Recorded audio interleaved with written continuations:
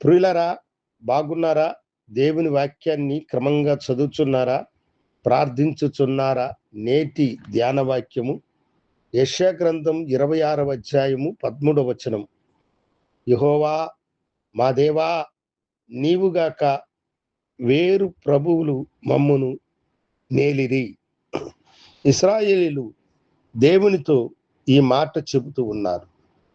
వారంటున్నారు, యెహోవా మా దేవా, నీవు కాకుండా మమ్మును వేరు ప్రభువులు ఏలిరి అని అన్నారు.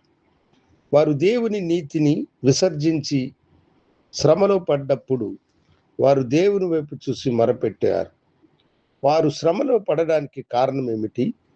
వారు వేరు దేవుళ్లను అనుసరించినందున, నిజమైన దేవుని యొక్క విశ్వాసమును, భక్తిని వారు విడిచిపెట్టినందున. అవును, మన జీవితానికి మన దేవుడే మనకు ప్రభువుగాను, ఆయనే మన రాజుగాను, రాజాతి రాజుగాను ఉండి మనలను నడిపించాలి. కానీ చాలా మందికి దేవుడు తమకు ప్రభువుగా కాకుండా తాము ప్రేమించేటువంటి చెడు, తాము అనుసరించేటువంటి అన్య కార్యములే తమకు ప్రభువులుగా ఉంటాయి. కొందరికి ఈ లోకములో సినీ యాక్టర్లే తమకు దేవుళ్ళు అని అనుకుంటారు. కొందరు రాజకీయ నాయకులే తమకు దేవుళ్ళని వారు వారిని ముందుంచుకొని తమకు వారే గొప్పవారని జీవిస్తూ ఉంటారు.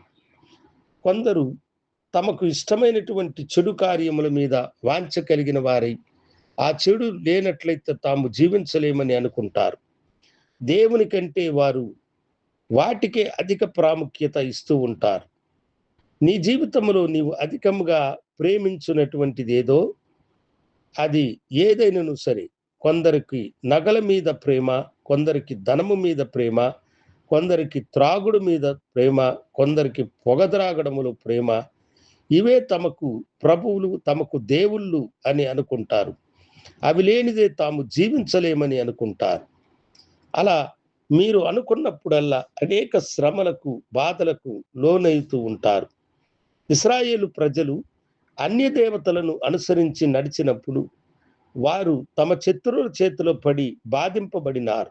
అందుకనే వారు దానిని గ్రహించిన వారై దేవుని వైపు తిరిగి, ప్రభువా, యెహోవా మా దేవా, నీవుగాక వేరే ప్రభువులు కూడా మమ్మలను ఏలినారయ్యా, ఆ చెర నుండి మమ్మలను విడిపించమని అడుగుతూ ఉన్నారు. ప్రభువునందు ప్రియమైన దేవుని బిడలారా, ప్రభు అయిన యేసు నీ కొరకు వచ్చి నీ పాపముల కొరకై కల్వరి సిలువలో ఆయన మరణించి తిరిగి లేచిన దేవుడు కదా. ఆయన వైపు నీవు చూడుము. ఆయనను నీ ప్రభువుగా, నీ దేవునిగా నీవు అంగీకరించినట్లయితే నీ జీవితాన్ని ఆయనకు మాత్రమే సమర్పించు. నీవు దేనిని అధికంగా ప్రేమించుతున్నావో అది నీ జీవితాన్ని పాడు చేయనటువంటిది. దేవుడే సదాకాలము నీకు దేవుడుగా ఉండాలని కోరుకో. ఆ ప్రభువుని నువ్వు విశ్వసించు. నీకు కలిగిన శ్రమలు, బాధలు, వేదనలు అన్నిటి నుండి ఆయన నిన్ను విడిపించి ఆశీర్వదించును. ప్రార్థించుకుందాం.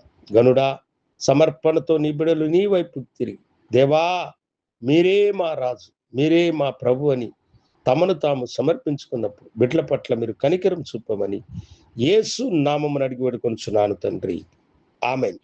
శుభోదయం. ప్రభు మిమ్మలను దీవించునుగాక. మా ఈ చిన్న సందేశము మీరు ఇష్టపడి వినుచున్నట్లయితే కమెంట్స్ రూపంలో మీ అభిప్రాయములు తెలపండి, లైక్ చేయండి, షేర్ చేయండి. దేవుడు మిమ్మలను దీవించునుగాక. ఆమేన్.